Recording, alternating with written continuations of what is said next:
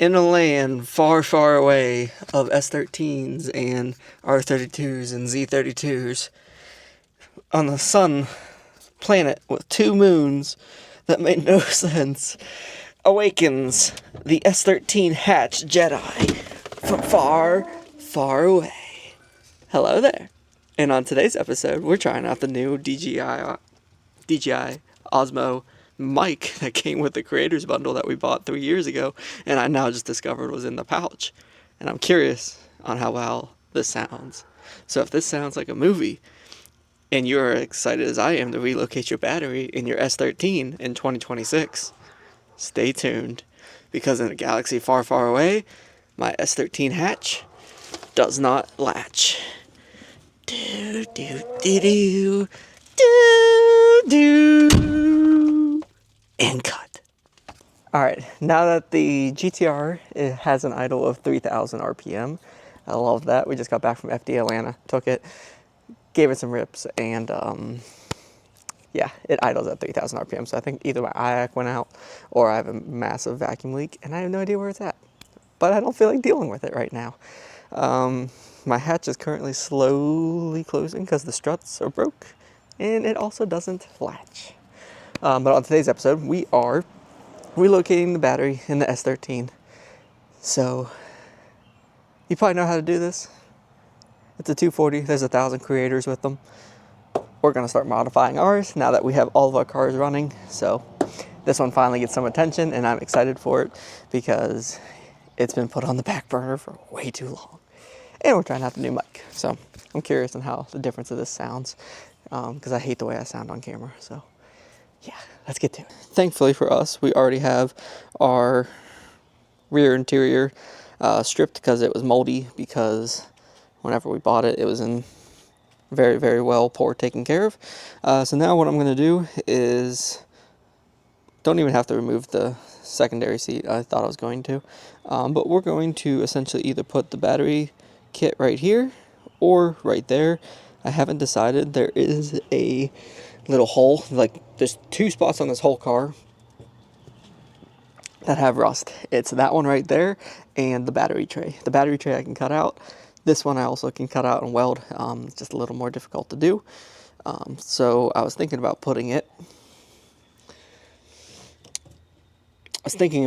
right here. It is the Optimum mount kit, which is the same one I have for the Skyline. So I can change batteries, but I'm going to end up buying another battery because I'm tired of doing that. And being that this is a USDM car, the cable is going to run on this side already. And there is nothing here, but I do want to do a rear cage in this eventually, so I don't want a battery cable going this way. I think it would look tacky. So I think I'm going to tie it in somewhere over here. Thankfully, we have plenty enough cable.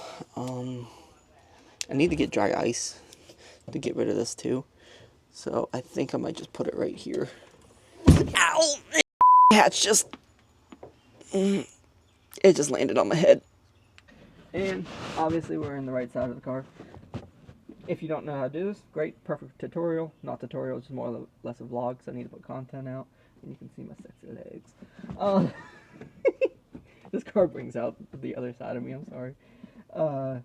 Need Phillips, and then this should pop out. The cable's going to run through this way. And then once we do that, we will take out the fender liner and jack the car up. I do love how clean, like, this car is all OEM. And my neighbor's beating on some shit. Whoever invented these little clips with the Phillips, like, there we go.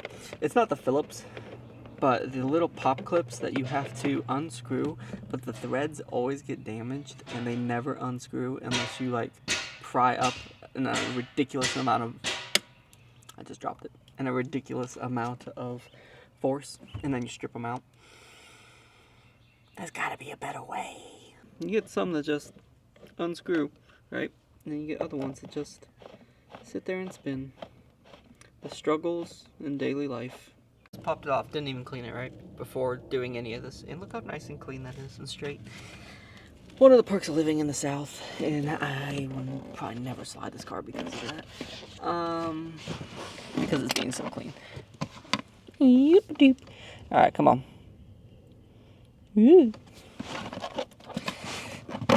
Do you guys think that I should like edit out all of the essentially doing this part, or should I leave it in there? Because I could time lapse it and do music video, like audio over it.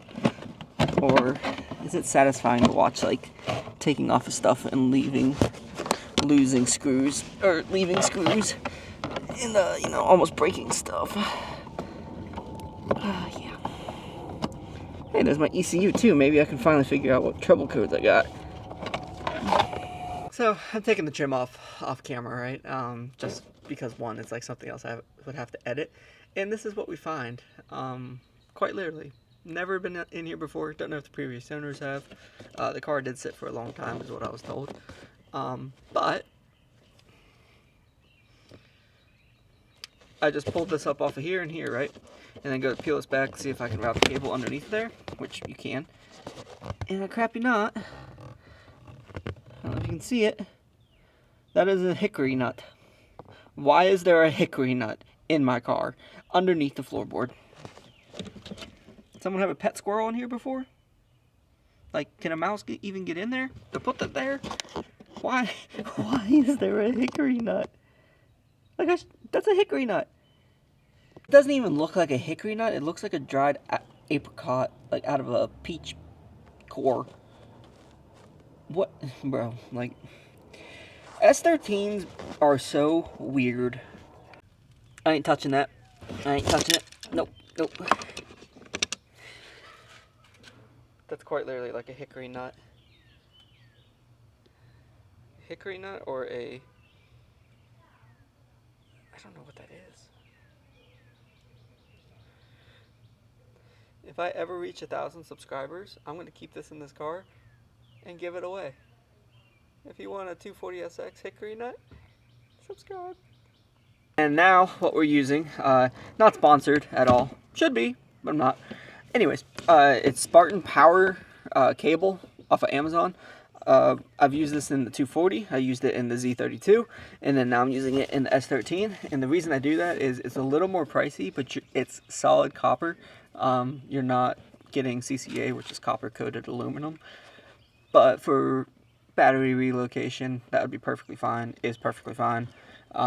Pure copper is just a better conductor, and that's my OCD kicking in. So that's what we're doing. So yeah, if you guys need a good reference, a 0, this is 1/0, 1/0, which is overkill. I think that's rated up to like 200. I think it's rated up to 350 amps. It's either like 300 or 350, and your alternator puts out like 120. And if you upgrade that, it puts out like 240 or 200 on a good one. So a little overkill. If I ever do any electrical upgrades, it can handle it. Don't ever have to worry about it, and I like that. So yeah, fun fact. Check your door jambs before you, before you open them, because there was about 6 red wasps in there. I think the wasps. No, but the wasps killer didn't kill them really quick, so that's kind of concerning. Don't get stung.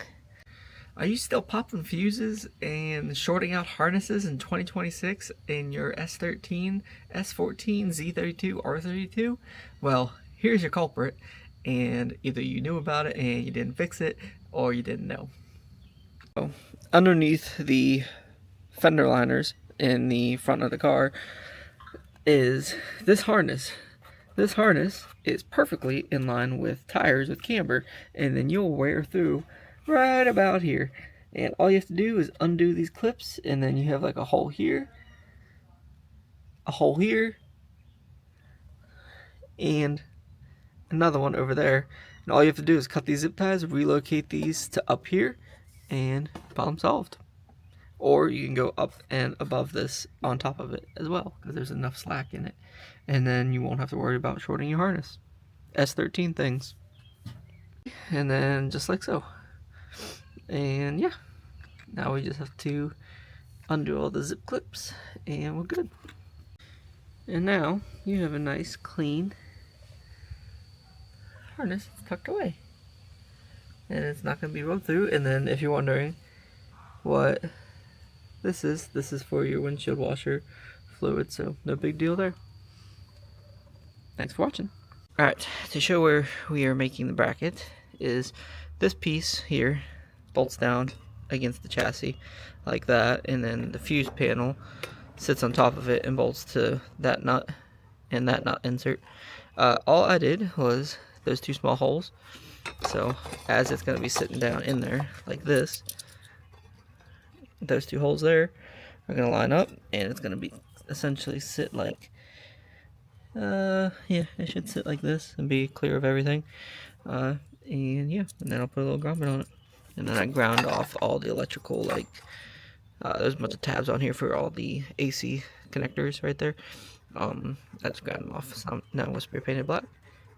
Make sure it doesn't rust. Rivet nut that on, or rivet. Probably rivet it on because I don't have any small screws. And yeah, go from there. All right. Well, after the hatch stopped landing on my head, I just wiggled the cable and now it latches, so I can't open it. But I'm gonna show you what I did, like so. So thankfully you can see where it's just sitting, and it's just an extra battery that we have. But what we're gonna do is put dry ice on that sound deadening, and then use a dead blow plastic hammer, and then we will use the Optima mount and put an Optima battery there whenever I decide to do that. But also what we did is,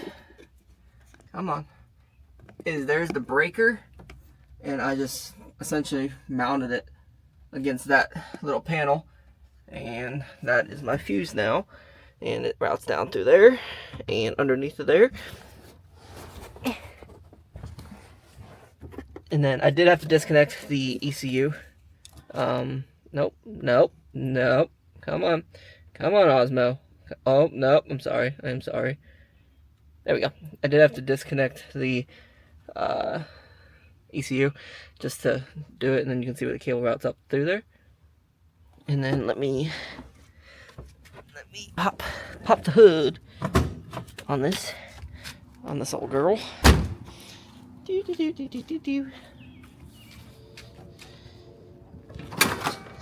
And then, as you can see, I cut out the battery tray already, or in the process of cutting it out.